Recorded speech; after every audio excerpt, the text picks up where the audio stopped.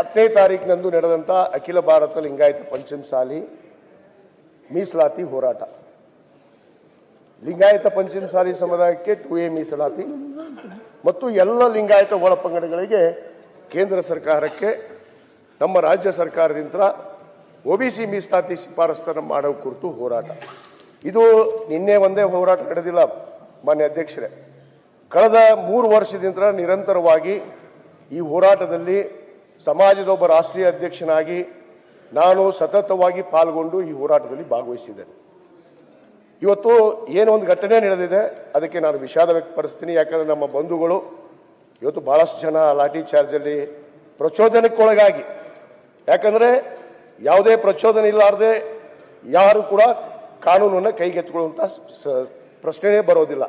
ಹಿಂದೆ ನಾವು 2.5 ವರ್ಷವರೆಗೂ ಕೂಡ ಹೋರಾಟ ಮಾಡಿದಂಥ ಸಂದರ್ಭದಲ್ಲಿ ಒಂದಿಷ್ಟು ಕೂಡ ಗಲಾಟೆಗಳು ಆಗಿಲ್ಲ.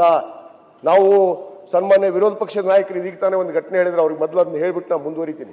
ಕ್ಷಣ ಕ್ಷಣದ ಸುದ್ದಿಗಳಿಗಾಗಿ ಫ್ರೀಡಂ ಟಿವಿ ಸಬ್ಸ್ಕ್ರೈಬ್ ಮಾಡಿ, ಲೈಕ್ ಮಾಡಿ ಹಾಗೂ ಫಾಲೋ ಮಾಡಿ. ಹೊಸ ಸುದ್ದಿಗಳ ನೋಟಿಫಿಕೇಶನ್ಗಾಗಿ ಬೆಲ್ ಐಕಾನ್ ಮೇಲೆ ಕ್ಲಿಕ್ ಮಾಡಿ.